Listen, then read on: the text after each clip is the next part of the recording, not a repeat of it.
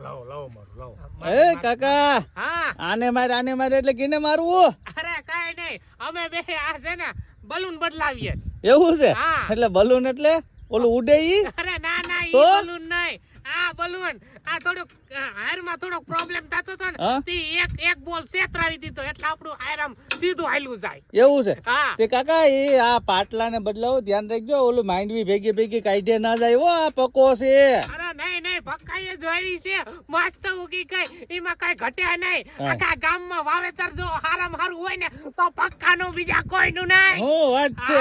તો કાકા પક્કાનું ઓર્ડર વધારે આવી જાય પછી પોર તમારી અહીંયા આયુષ્ય નહીં હોય એટલે બધી વખાણ કરો માં.